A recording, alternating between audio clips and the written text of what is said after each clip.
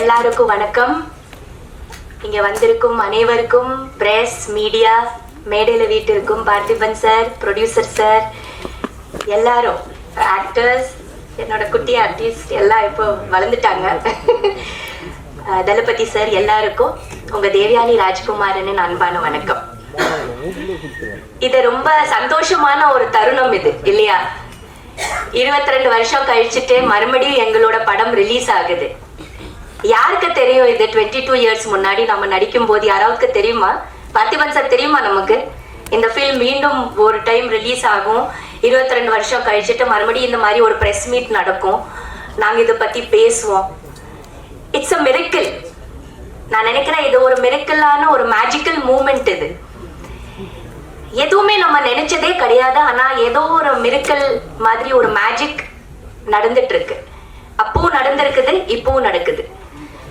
So it is a very very beautiful moment and we should all celebrate it. And we should applaud and give claps to the producer. Please clap your hands. Please. ஏன்னா நல்ல clap பண்ணுங்க.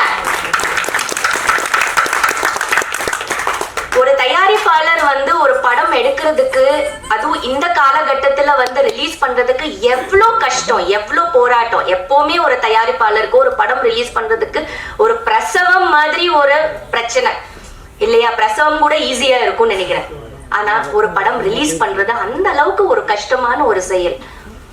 அது 22 years முன்னாடி ஒரு படம் அவர் release பண்ணி அது ஒரு மேஜிக் ரெடி பண்ணி அது வெற்றியை பார்த்து மறுபடியும் 22 இயர்ஸ் கழிச்சுட்டு நம்ம எல்லாரும் ஒன்னா சேர்த்து மறுபடியும் அதை ரிலீஸ் பண்றாரு பாருங்க. Really hats off to you sir. Really இது ஒரு சாதாரண விஷயம் கிடையாது. இது ஒரு பெரிய சாதனை. அட்லீஸ்ட் நாம ஒருத்தர் பாக்குறோமே. இப்போ பாருங்களேன், we are reuniting. at least I can see you. 22 வருஷம் அப்புறம் நான் உங்களை பாக்குறேன். எவ்வளவு வருஷம் கழிச்சுட்டு பார்த்திபன் சாரை பாக்குறேன். எவ்வளோ 22 வருஷம் கழிச்சுட்டு இந்த குட்டி குழந்தைங்களை பாக்குறேன். எல்லாரும் வளர்ந்துட்டாங்க. எல்லாரும் அவங்கவுங்க இடத்துல இருக்கிறாங்க. It is such a magical moment. கொஞ்சம் யோசிச்சு பாருங்க. அதனால இந்த மாதிரி பியூட்டிஃபுல் ஃபிலிம்ஸ் ரிலீஸ் பண்ணி இந்த மேஜிக் மறுபடியும் நம்ம இந்த இருக்கிற பியூட்டிஃபுல் ஜெனரேஷன், இந்த ஜெனரேஷனுக்கு நிறைய விஷயங்கள் தெரியாம இருக்கு. ஆமா, டிவியில நிறைய பார்த்துட்டு தான் இருக்கிறாங்க. ஆனா ஒரு ஸ்கிரீன்ல பார்க்கும்போது அதோட ஃபீலிங்ஸ் வேற இல்லையா? So let us bring it out. All these good films, let us bring it out and give it to this new generation so that அவங்க ஏதாவது இதிலிருந்து கத்துக்க முடியும். So I thank the producer and I have to thank director Tankar Bachchan sir.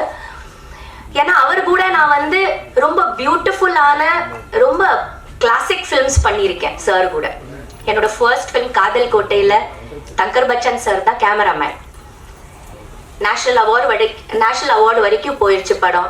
National award கிடைச்சிருச்சு. எனக்கு பெரிய பேரு. என்னோட லைஃபோட டர்னிங் பாயிண்டே காதல் கோட்டை. அதுக்கப்புறம் மறுமலர்ச்சி கூட ஒரு super film.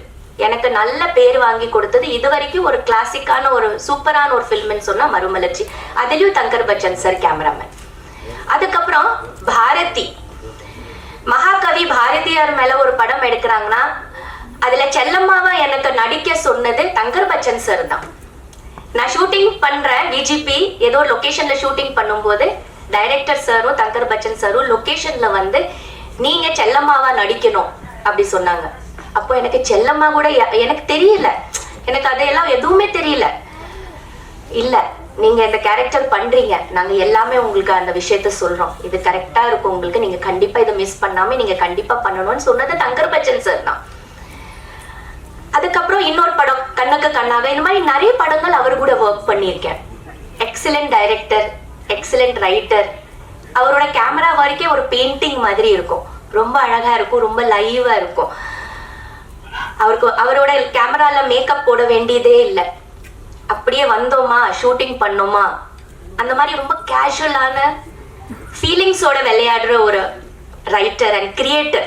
I'll say basically he's a beautiful creator. So இந்த மாதிரி கிளாசிக் ஃபிலிம்ஸ் அவர் கூட ஒர்க் பண்றதுனால இந்த அழகியோட கதை எனக்கு சொன்னாரு. அப்பதான் நாங்க கல்யாணம் பண்ணி புதுசா இருக்கிறோம். தேவயானி இந்த மாதிரி இருக்குது, வளர்மதி ஒரு கதாபாத்திரம் இருக்குது, இது உனக்கு ரொம்ப சூட் ஆகும்னு நினைக்கிறேன் அப்படி சொல்லிட்டு நரேஷன் பண்ணும்போது எனக்கு ரொம்ப பிடிச்சிருந்தது. ஒரு வைஃபோட அந்த ட்ரூ குவாலிட்டிஸ், என்ன லவ் இருந்தாலும், என்னை பொறுத்த வரைக்கும் காதல் என்ன பிளாஷ்பேக்ல இருந்தாலும் எங்க இருந்தாலும், இப்போ பிராக்டிக்கல் லைஃப்ல எக்ஸிஸ்டன்ஸ் என்ன, ஒரு வைஃபோட அந்த ரோல் என்ன, அவ ஹஸ்பண்டை விட்டு கொடுக்க மாட்டா இல்லையா? எந்த சந்தர்ப்ப சூழ்நிலை என்ன லவ் இருந்தாலும் என்ன இருந்தாலும் ஒரு ஹஸ்பண்டுக்கு விட்டு கொடுக்க முடியாத அந்த கதாபாத்திரம், அவளோட அந்த க்ளோரி, அவளோட அந்த சேர், அது சேரா இருந்தாலும் அதை விட்டு கொடுக்காது. நீங்க அந்த படம் பாத்தீங்கன்னா அந்த ஸ்தானத்தை வந்து அவ யாராலையும் விட்டு கொடுக்க முடியாத படிக்க இருக்கிறா. அது அவ்வளோ அவளுக்கு வந்து ப்ரெஷஸா இருக்குது. அது எல்லா லேடிஸ்குள்ள இருக்கிற ஒரு உணர்வு தான். அந்த உணர்வு எனக்கு ரொம்ப பிடிச்சிருந்தது, அந்த ஃபீலிங்ஸ் எனக்கு ரொம்ப பிடிச்சிருந்தது. அந்த கதை பொறுத்த வரைக்கும் என்னை பொறுத்த வரைக்கும் ரொம்ப ட்ரூவான ஒரு கதாபாத்திரம் வளர்மதி. அது சொன்னதும் எனக்கு ரொம்ப பிடிச்சிருந்தது. கண்டிப்பா பண்றேன் சார் அப்படி சொன்னேன். ஏன்னா அவ்வளோ கான்ஃபிடென்ஸ் எனக்கு சார் மேல, அவரோட படைப்பு மேல. So it was a great experience working in this film. And மறுபடியும் ரிலீஸ் ஆக போது ரொம்ப ரொம்ப சந்தோஷமா இருக்குது. தியேட்டர்ல போய் குடும்பத்தோட என்னோட டாட்டர்ஸோட சேர்த்து பார்க்க போறேன்.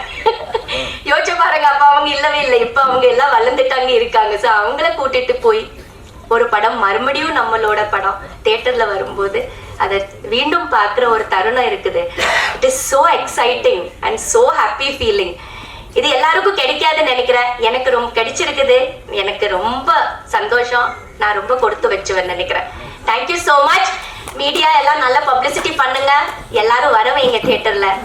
அண்ட் அஃப்கோர்ஸ் பார்த்திபன் சார் கூட நான் நிறைய ஃபிலிம்ஸ் பண்ணியிருக்கேன். எல்லா ஃபிலிம்ஸும் ஹிட்டு தான் இல்லையா சார்? அழகிக்கு முன்னாடி நிறைய படங்கள், எந்த படம் எடுத்தாலும் நீங்க பாத்தீங்கன்னா நல்ல பெரிய வெற்றி படங்கள் தான் பண்ணியிருக்கோம். அழகி கூட ஒரு பெரிய வெற்றி படம்.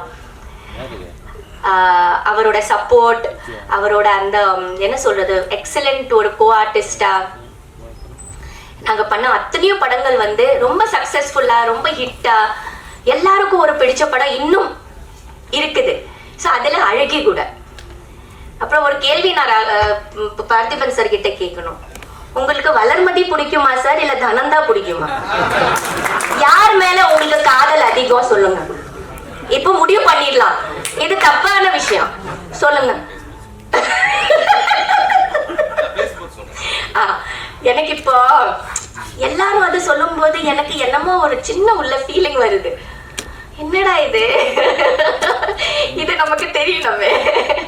அதனால அப்ப நான் கேட்கல, இப்ப நான் கேட்கிறேன். ரொம்ப சந்தோஷம். இந்த சந்தர்ப்பத்துக்கு எங்களுக்கு இதை ரெடி பண்ணி கொடுத்து ப்ரொடியூசருக்கு, தயாரிப்பாளருக்கு, ரிலீஸ் பண்ணிட்டு இருக்கிற நம்ம மீனாட்சி சுந்தரன் சார் தானே, உங்களுக்கு ரொம்ப வாழ்த்துக்கள் சார். படம் நல்ல வெற்றியா ஓடட்டும். எல்லாருக்கும் இங்க வந்திருக்கும் அனைவருக்கும் ரொம்ப ரொம்ப thanks. And let us enjoy this moment and make this film again a big magical film. Thank you. Thank you. Thank you so much, ma'am. So Parthiban sir அந்த கேள்விக்கான பதிலை வந்து சொல்லுவார்னு எதிர்பார்த்துட்டு இருக்கோம்.